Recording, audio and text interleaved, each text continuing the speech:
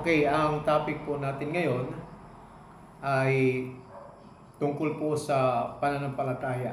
Ito po ang ating part 1. So magsisimula po tayo sa aklat ng mga Hebreo, Kapitulo 11, versikulo 1. Ganito po ang sinasabi sa verse 1. Ang pananampalataya ay katiyakan na mangyayari ang ating mga inaasahan at paninindigan tungkol sa mga bagay na hindi nakikita.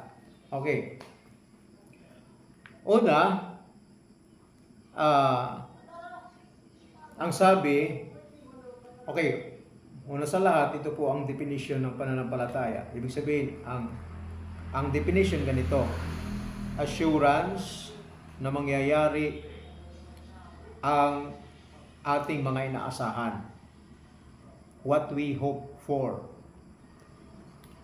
Pangalawa, paninindigan tungkol sa mga bagay na hindi nakikita. Okay, paninindigan. Katulad na halimbawa, wala pa namang nakakita sa atin sa Diyos. Pero naninindigan ka na may Diyos. Halimbawa, hindi naman tayo nakaabot ng mabuhay si Jesucristo dito sa lupa. Pero naninindigan tayo na totoo si Jesucristo. Totoo siyang nabuhay dito sa lupa at totoong naipako siya sa cross upang tayo ay tubusin. So, paninindigan tungkol sa mga bagay na hindi nakikita. Isa pang halimbawa, sa mga anghel, wala pa namang nakakita sa atin sa anghel.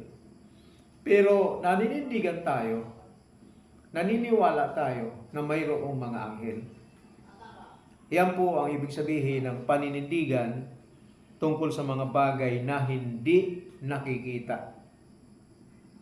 Na hindi nakikita. Okay.